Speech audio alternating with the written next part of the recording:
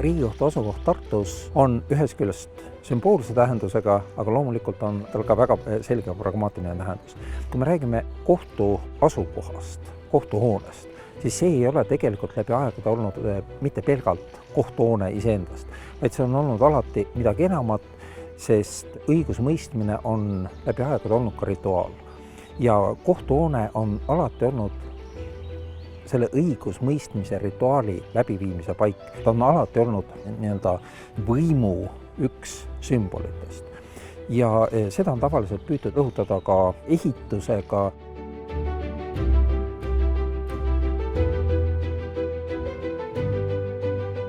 Eestis paraku on asjad läinud niimoodi, et me oleme ehitanud kohtumaju tegelikult üsna vähe.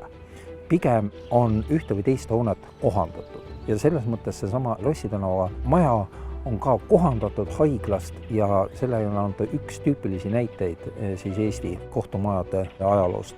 Pragmaatiline tähendus on see, et kui ta tuli Tartusse, siis see tõesti tähendas uut algust, tähendas tihedamat side ülikooli õigusteaduskonnaga, et seesama asukoht, selgelt väljatoomine Tallinnast rõhutas veel kord seda uut ja värsket algust.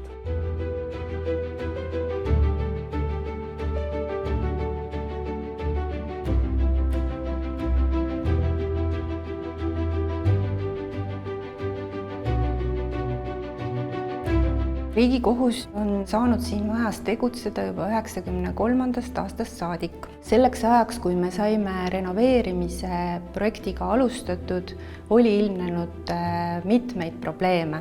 Koosolekuid, nõupidamisi korraldada oli raske, sest inimestel sai õhk koosolekuruumides otsa. Kommunikatsioonide olukord oli meie majas isegi selline, et oli üks juhus ühel kohtunõupidamisel, kus kohtunõupidamine pidi edasi lükkuma, sest tuled ei läinud põlema. Elektrijuhtmestik oli sellisel määral juba amortiseerunud, ei teadnud kunagi, millises hoone osas elekter võib järsku tõrkuma hakata.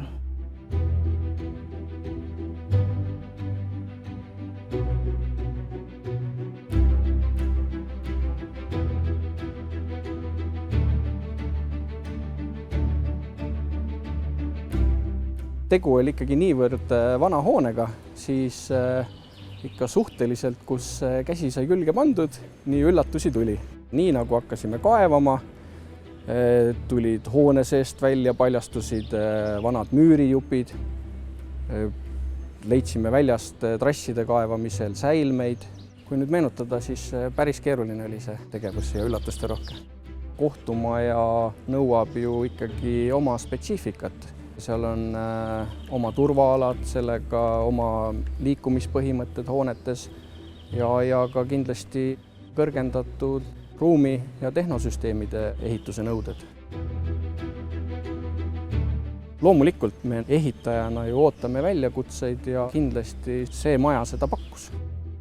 See nagu pakub täna nagu võib-olla suuremat rahulolu kui nii mõnigi teine objekt, mis võib-olla on mahult suurem, aga samas mitte selline väärikas.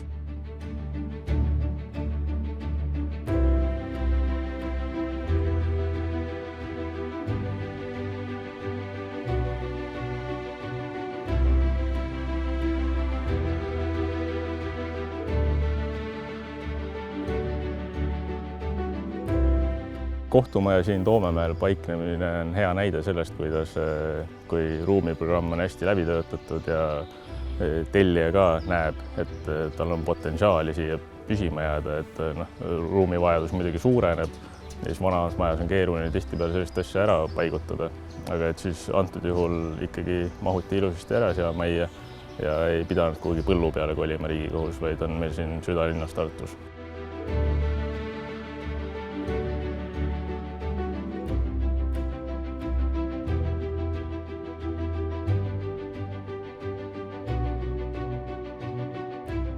Me asume tõesti Tartu väljapaistvama klassistliku piirkonna hoonestusalas. See tervik kokku mõjus inspireerivalt ja natukene tagasivaatavalt ajaloo mõttes.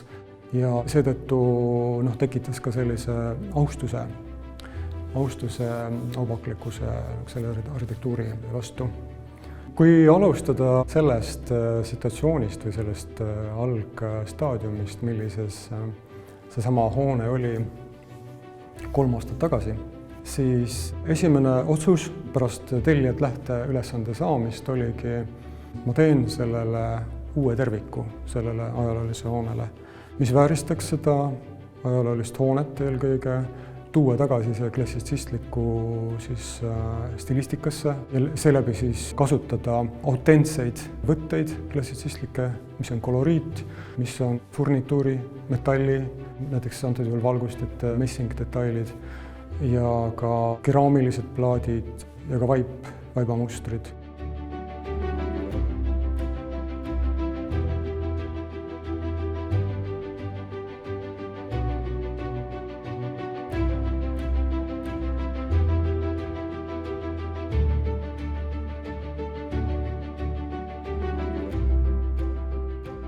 Inimesed ootasid, et oleks vaikust, sest juristide töö, mida nad siin teevad, nii kohtunike kui nõunike töö nõuab tegelikult vaikust ja privaatsust. Nad tahtsid, et oleks valgust, sest enne oli meie maja suhteliselt pime ja nad tahtsid, et oleks kunsti. Ja meil ongi siin erinevat kunsti. Meil on siin maalikunsti, meil on skulptuuri, meil on klaasikunsti, vitraasid on meil.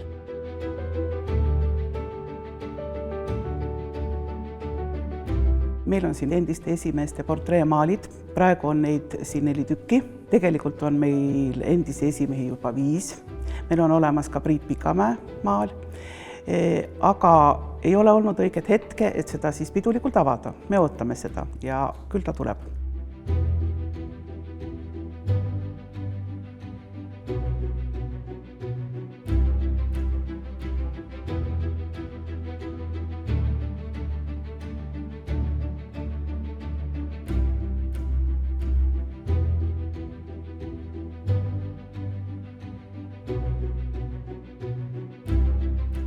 Õigusjumalanna Justitia Riigikohtu hoones sümboliseerib väärikust, tasakaalukust ja keskendumist.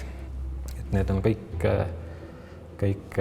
mulle tundub olulised asjad kohtutöö toimimisel ka. Kohustuslikud atribuudid Justitia kujul on veel kaalukausid ja kinnikaotud silmad. Ja nendel on ka atribuutidel on oma põhjendused, miks nad nii on, et kinnikaetud silmad sümboliseerivad objektiivset õigusmõistmist, kinnikaetud silmadega ei näe, kelle üle kohut mõistetakse. Kaalukausid sümboliseerivad tõendite igakülgset kaalumist. Minu meelest võiks ideaalvariandis vaatajaga leida mõne aja möödudes iga kord vaadates midagi uut siin kuju juures, et siis oleks eriti tore.